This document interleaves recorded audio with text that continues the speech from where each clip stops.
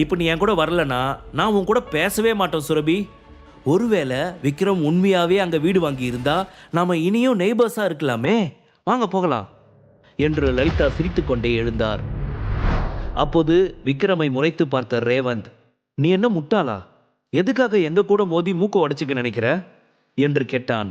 அவனை நக்கலாக பார்த்த விக்ரம், பார்க்கலாம் பார்க்கலாம், என் மூக்கு உடையதா இல்லை உன் மூக்கு உடையதான்னு அங்க போனதும் பார்த்துக்கலாம், ஓகேவா மச்சி என்றவன் கீழே இறங்கி சென்றான். அவன் செல்வதை பார்த்த ரேணுகா, ஏ சுரபி, எதுக்காக இப்போ நீ இந்த விக்ரமையும் உன் கூட கூட்டிக்கிட்டு வந்த? எங்க வந்தாலும் வம்பு வளர்க்குறதையே வேலையா வச்சிருக்கான். இப்போ அவன் என்ன பண்ணிட்டு இருக்கான்னு நீயே பார்த்துக்கிட்டு தானே இருக்க என்று எரிச்சலுடன் கேட்டார். மா, விக்ரமுக்கு வாய் அதிகம்தான், ஆனால் அவன் பொய்யெல்லாம் சொல்ல மாட்டான். நீங்கள் நினைக்கிற மாதிரி எதுவும் ஆகாது, வாங்க என்ற சுரபி ரேணுகாவையும் சரவணனையும் அழைத்து கொண்டு ரெஸ்டாரண்ட்டை விட்டு வெளியேறினாள். பின்னர் விக்ரமின் அருகே சென்றவள், விக்ரம், நீ நிஜமாவே மனோகர் காலனியில் பங்களா வாங்கியிருக்கியா? நீ பொய் சொல்ல மாட்டேன்னு எனக்கு தெரியும், ஆனாலும் இதை நம்ப கொஞ்சம் கஷ்டமாக தான் இருக்கு என்று சந்தேகத்துடன் கேட்டாள். கூல் பேபி, இந்த விக்ரம் இருக்கிற வரைக்கும் யார் முன்னாடியும் உன்னை அவமானப்பட விட மாட்டேன், ஓகேவா என்றவன் அவள் கைகளை ஒரு தரம் அழுத்தமாக அழுத்திவிட்டு அவளை காரில் ஏறுமாறு சொன்னான். சுரபியை தொடர்ந்து அனைவரும் காரில் ஏறியதும் கார் கிளம்பியது. 20 நிமிடங்களுக்கு பிறகு அனைவரும் மனோகர் காலனியை அடைந்தனர். அந்த இடத்தில் எங்கு பார்த்தாலும் மிகப்பெரிய பங்களாக்களாக இருந்தன. ஒரு பங்களாவின் முன்பு கார் நின்றதும் அனைவரும் கீழே இறங்கினர்.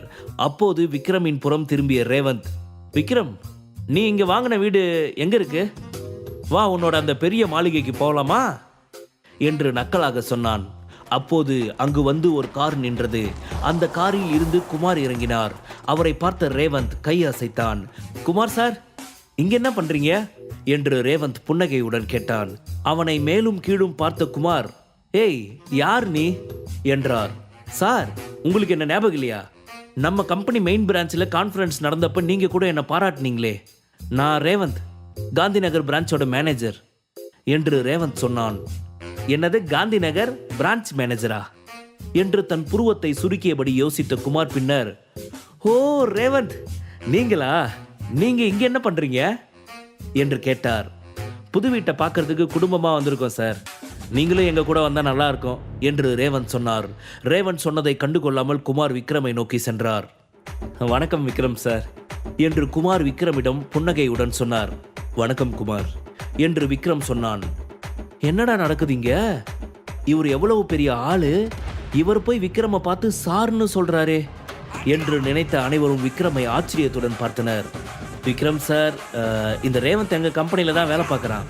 யார்கிட்ட எப்படி நடந்துக்கணும்னு அவனுக்கு தெரியல, அவன் சொன்னதை பெருசா எடுத்துக்காதீங்க என்று குமார் சொன்னார். தன் தாடையை தடவிய விக்ரம், ஏன் சார், எனக்கு ஒரு டவுட், உங்க கம்பெனியில மரியாதை தெரிஞ்ச ஒருத்தன் கூட இல்லையா என்ன? நேத்து வந்தவனும் மரியாதை தெரியாதவனா இருக்கான், இவனும் மரியாதை தெரியாதவனா இருக்கான், ஒன்றும் சரியில்லை போங்க என்றான். விக்ரம் சார், இந்த ஒரு தடவை எங்களை மன்னிச்சிடுங்க, நல்லா படித்தவங்களை தான் எங்கள் கம்பெனியில் வேலைக்கு எடுக்கிறோம், ஆனாலும் அவங்க எல்லாரும் ஏன் இப்படி மரியாதை இல்லாமல் நடந்துக்கிறாங்கன்னு தெரியல என்று நெற்றியில் வழிந்த வியர்வையை துடைத்தபடி குமார் பணிவுடன் சொன்னார். என்ன சார் நீங்க, எதுக்காக இந்த யூஸ்லெஸ் கிட்ட சாரி கேட்குறீங்க என்று ரேவந்த் கோபமாக சொன்னான். ஷட்டப் ரேவந்த், இன்னைக்கு உன்னால தான் நம்மளோட கம்பெனிக்கு கெட்ட பேரு. உனக்கு கஸ்டமர்ஸ் கிட்ட எப்படி நடந்துக்கணும்னு கூட தெரியாதா? நான் இப்போவே உன்னை டிஸ்மிஸ் பண்ணுறேன், நீ ஆஃபீஸ்க்கு வர வேண்டாம். நான் இப்போவே என் பிஏவுக்கு ஃபோன் பண்ணி உன்னை கம்பெனி எம்ப்ளாயி லிஸ்ட்லேருந்து ரிமூவ் பண்ண சொல்கிறேன் என்று குமார் கோபமாக சொன்னார். என்னாச்சு சார், நான் என்ன தப்பு பண்ணிட்டேன்னு என்னை எப்படி பனிஷ் பண்ணுறீங்க என்று ரேவந்த் கேட்டான். அவனை முறைத்து பார்த்த குமார், என்ன தப்பு பண்ண நான் கேட்குற, இன்னுமா உனக்கு அது புரியல? அது புரியாமல் போனால் போகுது, உன்னை ஆஃபீஸில் இருந்து டிஸ்மிஸ் பண்ணியாச்சு. அதனால் உனக்கு கம்பெனி கொடுத்த ஆடி கார், மனோகர் காலனியில் கொடுத்த வீடு எல்லாத்தையும் நாங்கள் திரும்பி வாங்கிக்கிறோம். கார் சாவியை கொடுத்துட்டு முதல்ல இங்கிருந்து கிளம்பு என்று குமார் முகத்தில் அடித்தார் போல் சொன்னார். அவர் சொன்னதை கேட்ட ரேவந்தின் முகம் அவமானத்தில் சிவந்தது.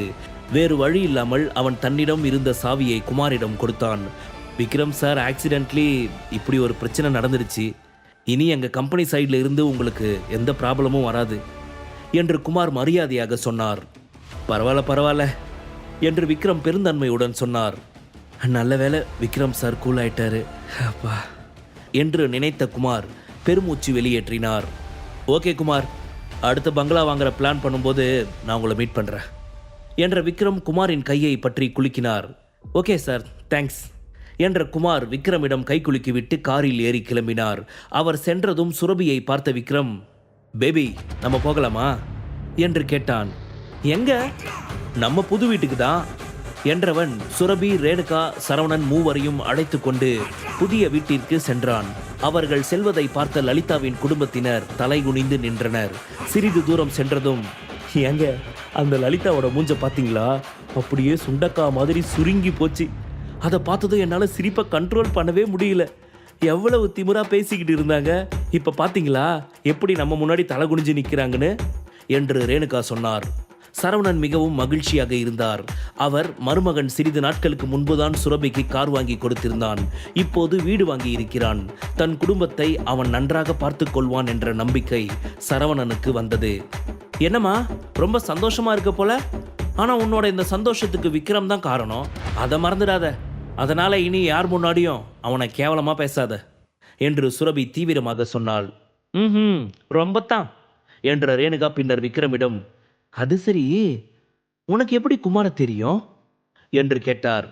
நான் இந்த வீட்டை வாங்க வந்தபோது அவரை மீட் பண்ண மாமியார் என்று விக்ரம் சொன்னான். உனக்கும் அவருக்கும் நல்ல ஃப்ரெண்ட்ஷிப் இருக்கு போலியே. அவர் உன் மேல ரொம்ப மரியாதை வச்சிருக்கார். உனக்காக அவர் ரேவந்தை கூட வேலையை விட்டு தூக்கிட்டாரே என்று ரேணுகா சொன்னார். அப்படியெல்லாம் இல்லைங்க மாமியார். கஸ்டமர்ஸை யாராவது மரியாதை குறைவா நடத்தினா அவங்கள உடனடியாக வேலையை விட்டு தூக்கணுங்கிறது இந்த கம்பெனியோட ரூல். அதை தான் அவர் பண்ணார் என்று விக்ரம் சொன்னான். எனக்கு என்னவோ நீ பொய் சொல்ற மாதிரியே இருக்கு. நிச்சயம் இதில் வேற ஏதோ இருக்கு என்றபடி ரேணுகா அந்த வீட்டை சுற்றி பார்த்தார். பரவாயில்ல, வீடு நல்லா தான் இருக்கு என்று ரேணுகா சொன்னதும், ரொம்ப தேங்க்ஸ் மாமியார் என்று விக்ரம் சொன்னான். அவர்கள் இருவரும் பேசிக்கொண்டிருந்த போது, விக்ரமுக்கு இவ்வளவு பணம் எங்கிருந்து வந்தது? அவனால் எப்படி கார், வீடு எல்லாம் வாங்க முடிஞ்சது என்று சுரபி யோசித்தாள். சுரபி எதையோ யோசிப்பதை பார்த்த ரேணுகா, அடியே சுரபி, என்ன யோசிக்கிற? வா வீட்டை சுற்றி பார்க்கலாம் என்றவர் அவளையும் சரவணனையும் அழைத்து கொண்டு வீட்டை சுற்றி பார்த்தார். அந்த வீடு அவர்களுக்கு மிகவும் பிடித்திருந்தது. வீடு முழுவதையும் பார்த்தவர்கள் பின்னர் சோஃபாவில் அமர்ந்தனர். விக்ரம், இந்த வீடு என்ன விலை என்று சரவணன் கேட்டார்.